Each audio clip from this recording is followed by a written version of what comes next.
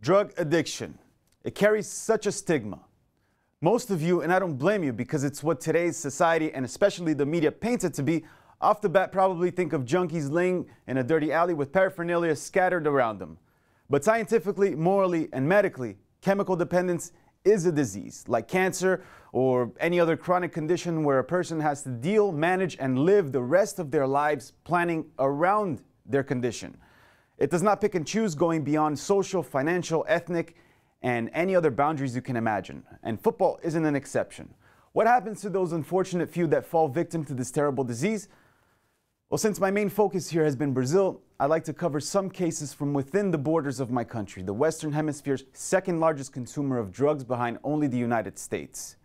Mané Garrincha, one of the greatest ever and main factor in our 1962 World Cup title, is perhaps the first and most infamous case.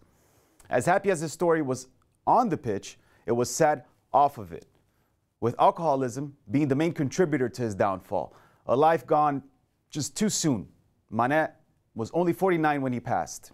Socrates, part of that magical Spain 1982 team, the best Brazil that never won the World Cup, and perhaps Corinthians' biggest idol, leading a movement that emphasized the importance of democracy during a tough military dictatorship era.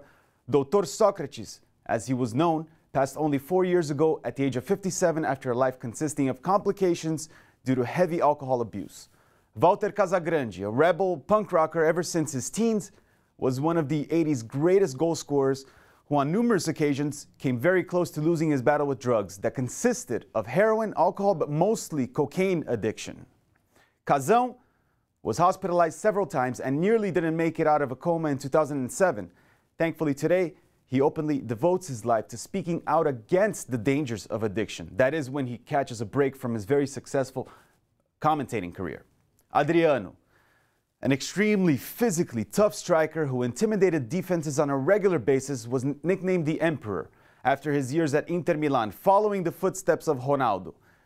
He had all the necessary ingredients to become a FIFA World Player of the Year had it not been to sinking into a tough depression, turning to alcohol to cope with the death of his father, his main inspiration and best friend.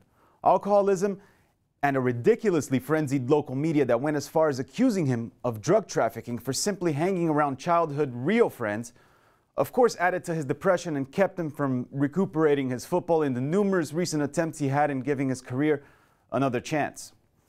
There are many other cases, ranging from Pelé's son Edinho, who even did time for his involvement in a ring that supplied over 2 tons of cocaine to the São Paulo coast, to former Porto hero and voted the best Brazilian to ever play in Portugal, Mário Jardel, who struggled with cocaine up until a couple of years ago. This is always a controversial and very sensitive subject that actually took me a while to decide on whether I should go forth with it or not. But ultimately, before athletes, these guys are human beings with families, problems, and everyday issues affecting them just like you and I have.